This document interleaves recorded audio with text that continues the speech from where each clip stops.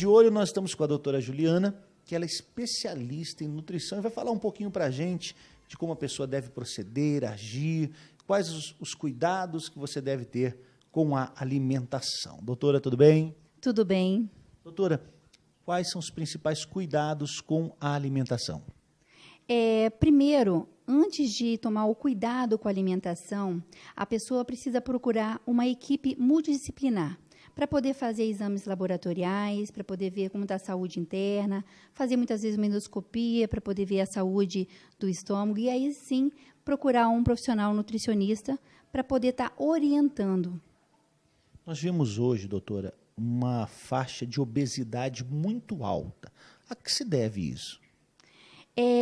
Eu observo até no consultório que muitas vezes é pela questão do emocional, o estresse.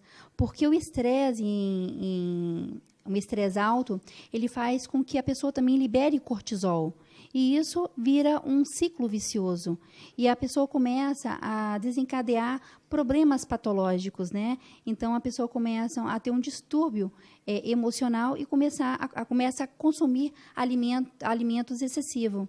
E esses alimentos excessivos seria, muitas vezes, o que é mais fácil. Né? É muito mais fácil chegar em casa e pegar uma lasanha e colocar no micro-ondas do que você preparar uma alimentação mais preparada. E os fast foods, como é que eles entram aí nesse índice das pessoas que estão engordando cada vez mais? Isso é não só no Brasil, mas no mundo todo, né? É a questão fácil, né? Então, é muito mais fácil sair do trabalho, passar e comer um hambúrguer, né? Todo com bastante cremes, do que você chegar em casa e preparar uma refeição. E, além disso, esses alimentos eles têm alguns produtos que chamam nitrato e nitrito, que são cancerígenos. E isso acaba acometendo a saúde do ser humano. Como é que a pessoa, doutora, sabe que ela está acima do peso? O que ela desenvolve? Cansaço excessivo? O índice de massa que a pessoa faz corpórea dá resultado?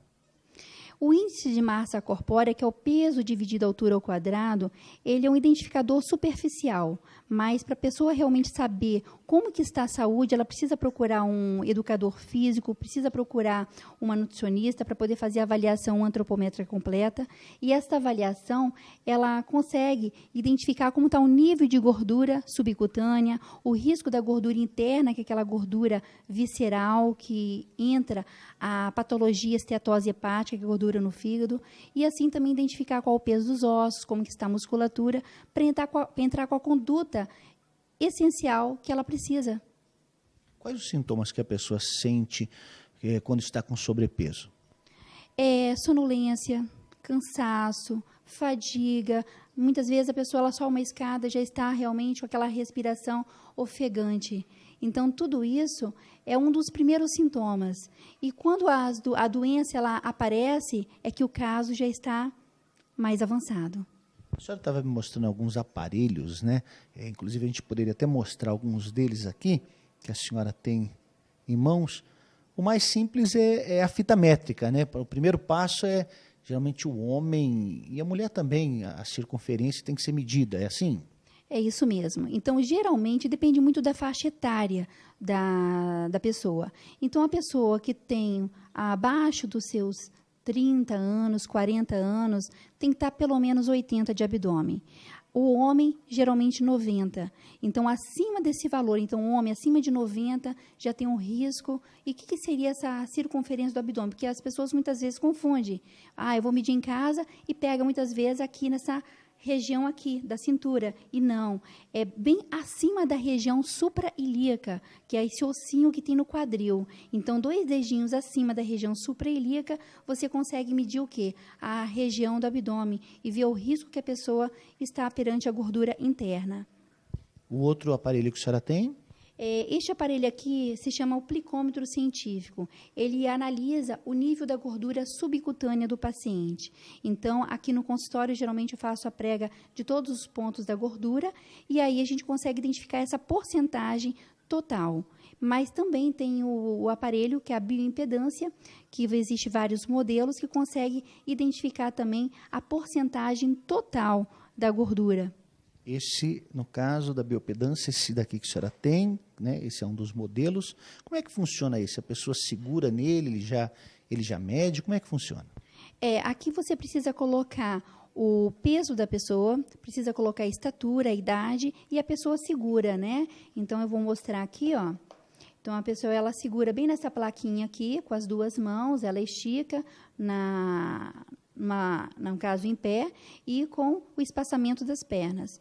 E aí, você consegue calcular o nível total. Mas, para falar a verdade, eu gosto muito mais de utilizar o plicômetro, que você consegue identificar a gordura na região, por região, do que a própria bioimpedância. Agora, a senhora também trabalha com cirurgia bariátrica, né? Sim, eu trabalho com cirurgia bariátrica. Já tenho 14 anos que eu trabalho com cirurgia, faço parte da Sociedade Brasileira de Cirurgia Bariátrica e da Federação de Obesidade. A cirurgia bariátrica, quando ela é recomendada? Geralmente, ela é recomendada quando a pessoa está com índice de massa corpórea acima de 35, mas tem que ter comorbidades, ou acima de 40, que não necessariamente precisa de ter alguma patologia envolvida. E, no caso, essa pessoa conseguiria resolver o problema com uma reeducação alimentar ou, no caso, só cirurgia? Primeiro passo é reeducação alimentar, pelo menos 2 anos. Mas, claro, que cada um é diferente do outro. Então, pode ser que aquela pessoa, aquele paciente que me procurou, está com várias patologias, várias doenças, que o caso daquela pessoa tem que ir para uma cirurgia direto. Mas, geralmente, por padrão, tem que passar 2 anos, pelo menos, na nutrição, para depois ir para a cirurgia. Caso a pessoa não queira esperar esse tempo e ela opte por fazer direto, ela também pode fazer? Ela pode fazer, mas sempre é bom conversar com o cirurgião dela. E o que a senhora recomenda para as pessoas, doutora, quanto à alimentação? As pessoas que estão nos assistindo, o que é de bom na alimentação hoje, que muitas vezes o brasileiro não coloca à mesa, e coisas que, de repente, ele teria que tirar da mesa e está na mesa dele ainda? Tudo que é embalado faz mal, né? Porque hoje é diferente quando a pessoa compra um leite em caixinha, aquele leite que é tirado da vaquinha, né? Você deve ter tomado aquele leite da vaquinha mesmo, quando você ferve, forma aquela nata imensa. E hoje não, você pode pegar aquele leitinho da caixa, pode deixar fora da geladeira e, na verdade, aquele leite não estraga. Então, você vê a quantidade de química que, muitas vezes, na verdade, você não sabe nem o que tem ali dentro. Então, assim, um dos pontos que a pessoa tem que evitar, tudo que foi embalado. Então, a pessoa vai gastar bem menos, né? Porque, muitas vezes, você compra um produto que é embalado e a qualidade é baixa. E uma das coisas que, geralmente, é bom evitar, quem está com lipidograma, que é o colesterol alterado, quem está com hipertensão, quem tem diabetes, retirar alguns alimentos, como a carne vermelha. Por que a carne vermelha tem que retirar? Tem que evitar ao máximo. Porque a carne vermelha, ela demora muito mais tempo para poder ser digerida. E você vê que o nível de câncer de colo está onde? No sul do Brasil, né? Então, a carne vermelha, se puder eliminar, consumir no máximo 2 vezes na semana, melhor.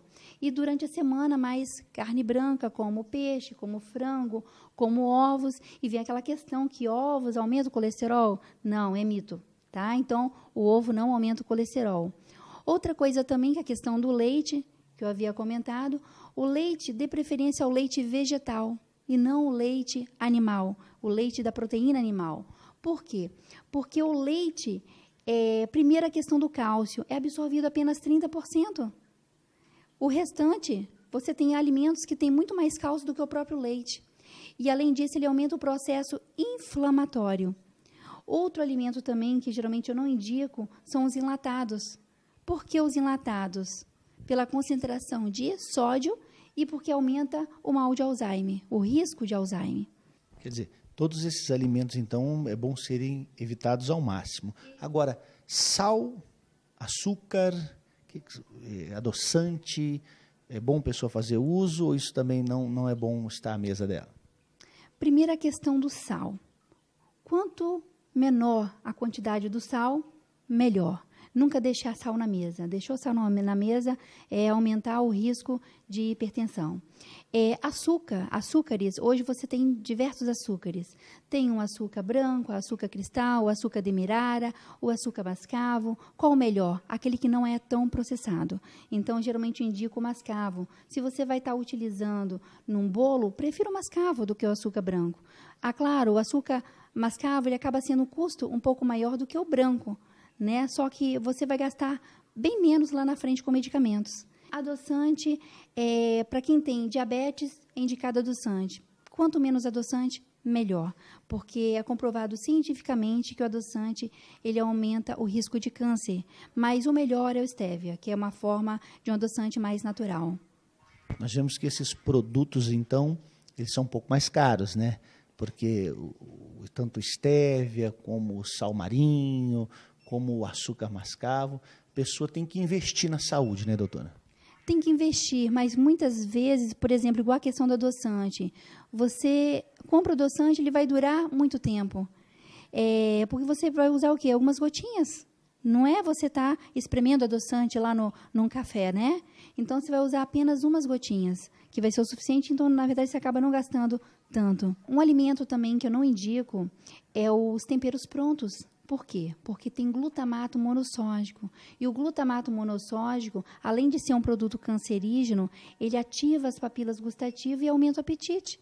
Então, para quem quer emagrecer, para quem quer reduzir gordura, você consumindo esses alimentos vai fazer o quê? Vai fazer com que aumente esse apetite e você acaba comendo mais. E, além disso, aumenta o risco de refluxo, esofagite, inflamação no esôfago. E quando você tem refluxo, a acidez ela passa no esôfago e a mucosa do esôfago é diferente do estômago.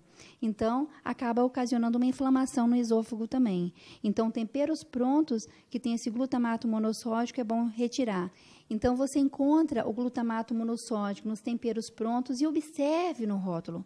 Eu acho interessante também comprar uma lupa, porque muitas vezes na embalagem você não consegue nem enxergar o que está escrito a olho nu, né? Então, é bom estar indo no supermercado com uma lupa para poder observar bem os rótulos. Além da reeducação alimentar que a senhora passa exercícios também? É importante o paciente fazer exercícios?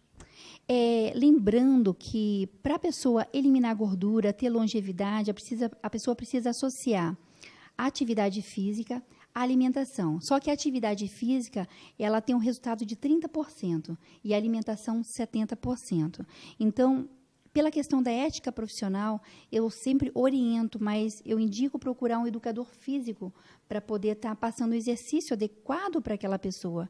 Porque muitas vezes a pessoa ela está com uma tendinite, está com uma fibromialgia e ela não pode fazer tal exercício. Às vezes eu posso falar assim, olha, você faça uma caminhada. Então, seria uma contraindicação. Então, nada melhor do que procurar um educador físico.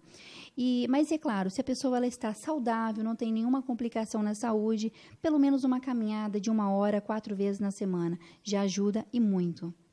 Quais os problemas, doutora, que a pessoa pode ter com o excesso de peso? Geralmente ela sente problemas de coluna, joelho, tem alguns problemas que são muito assim específicos por causa do excesso de peso.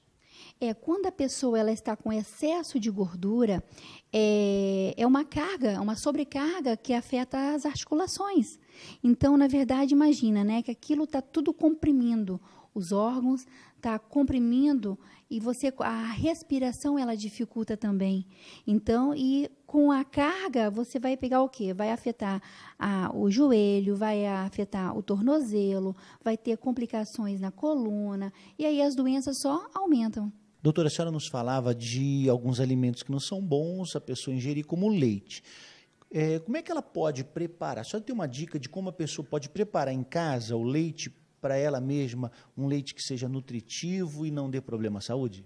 Sim, é muito prático. Se você vai no supermercado, 1 litro, por exemplo, de leite, de um determinado leite vegetal, sendo leite de amêndoas, leite de coco, leite de arroz, você vai pagar no mínimo R$14 no litro. E quando você prepara em casa, você vai gastar R$1 a R$2. A diferença é gritante e você sabe como você está preparando aquele produto.